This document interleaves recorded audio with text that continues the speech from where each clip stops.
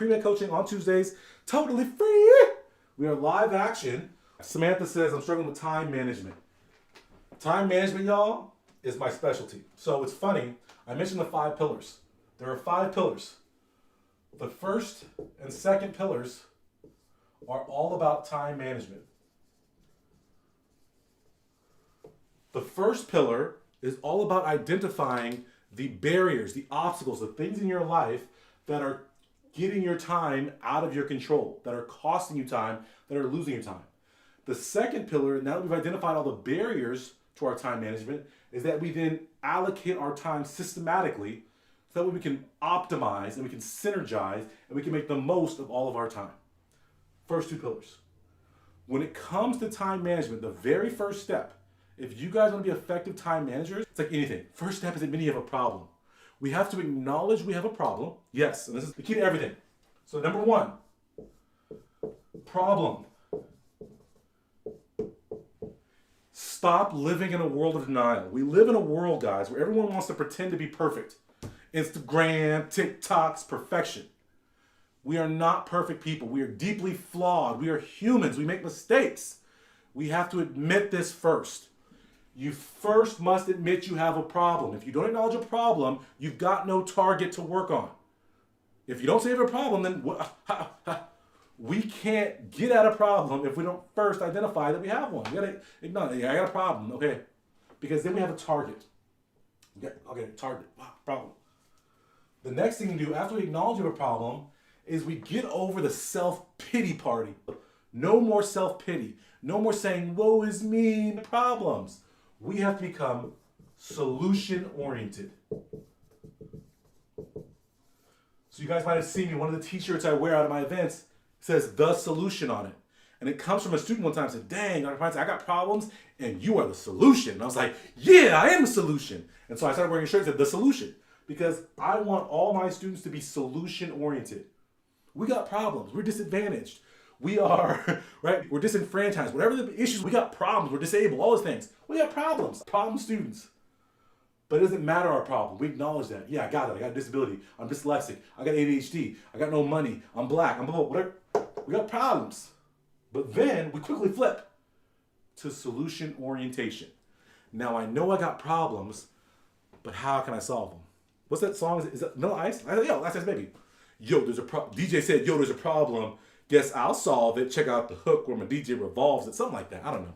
Right? Problems and solutions. Yeah. That was, okay, I'm old. Leave me alone. That's my old man. That's my dad joke. Is Shannon's on here? Hope she's not. That's my one dad joke for this session. Okay? Solution oriented. I can't manage my time. I've got a problem. It is possible to manage my time. Let me find the solution. I can do better. I can do better. Solution oriented. Now when it comes to time management, what we're talking about, the very first thing in time management, as I said, is barriers. The number one barrier to time management and effective time management is this.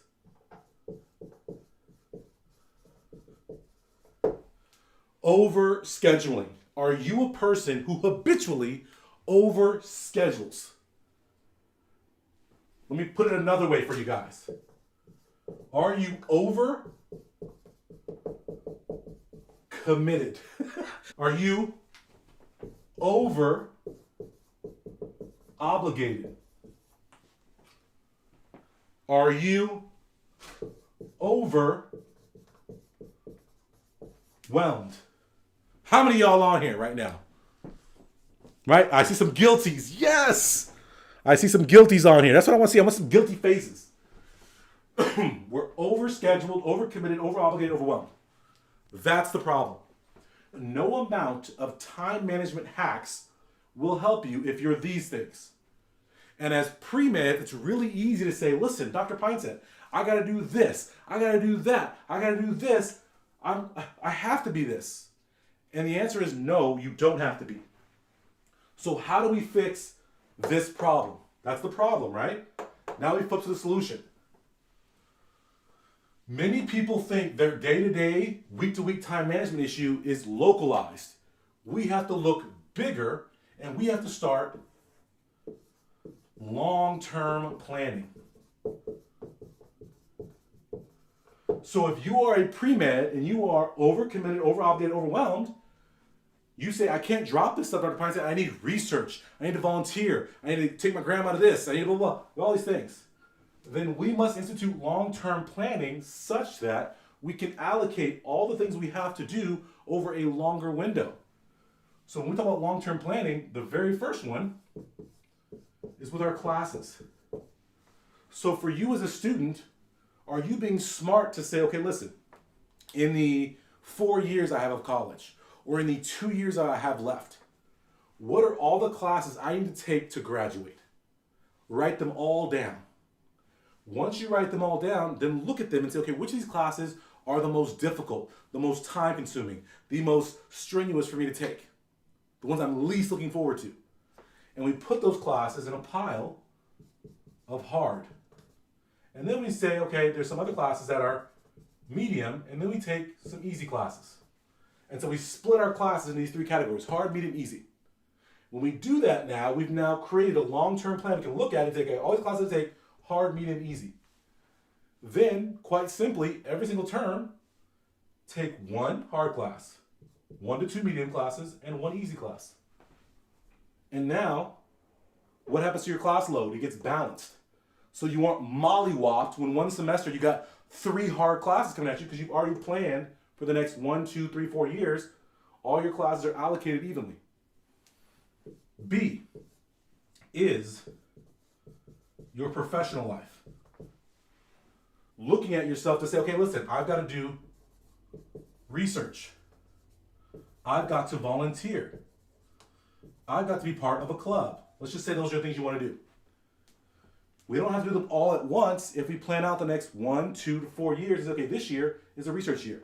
This year is heavy volunteer. This year is a club year. And then the following year, I'm going to de-escalate my club responsibilities, and I'm going to focus more on volunteering and research. Or I'm going to go from volunteering into paid clinical work. Maybe. Right? Or if I discover research is not for me, I'm going to X that out. I'm going to put more time into my club. But we're going to have a plan long-term for a professional development, so that way not everything's stacked all at once. I know eventually I'm going to be a senior.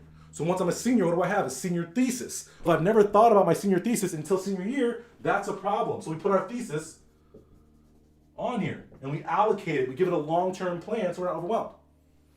C is our personal. I put this last. I would technically put this first, but for a lot of students, this is the hardest one to fix. This over-obligated, over-committed stuff is with your personal life. One of the things that changed my life was that I learned the power of the word no. If you are going to live up to your full potential and be everything you could possibly be in this world, in this life, you're going to be all your greatness. You need all hands on deck. All energy has to be focused. You have to be truly laser focused. Pun intended, whatever, right? Personal obligations are things that diffuse your light. They take your focus and diffuse it out to other sources that aren't serving your focus.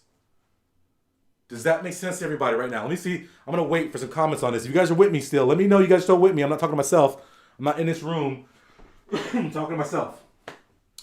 Does everybody understand how the personal tie-ups you have in your life, that girlfriend doesn't understand, that boyfriend who doesn't support you, that friend who likes to talk trash on you, that relative who always needs something during finals week, does everybody understand this personal part, how it diffuses you? I want to focus on this, but my dad is saying this, and my aunt is saying this, and my boyfriend is saying this. They're diffusing your power. We have to learn to say no and put up healthy barriers and boundaries with people to say, listen, this is your time. And so the number one solution I always say for this is we say no, but then we say no, but no, I can't do that, but I can assign you this time. What we do is we learn to say no, but, and then we assign them time. An example of this might be if you have a family that always wants your time, right? Maybe you live at home or you live near home. They always want to see you. What you do is you say, no guys, I can't see you all the time, but here's a little sugary snack. I can see you Sunday night for dinner. So for me, I went to UC Irvine for undergrad, home of the Anteaters, which was close to my hometown. I didn't want to be going home all the time. I got to focus. So then what I did was I assigned Sundays, I'm going to go home, check in with the family, see how my younger brother's doing. That was their time, was Sunday, to see me and get at me and get all the hugs they needed so that way I could focus in during the rest of my week. Get the personal obligations under control. If we can do this long-term planning, you'll see that this number one problem is now solved. Get things off your plate and then start actively tracking your time. If you're not making a schedule, if you're not making to-do lists, if you're not doing those things, it's a problem. There's a lot of different systems out there. I have my system for scheduling, which is really detailed, right? These first 2 pillars of my 5 pillars course.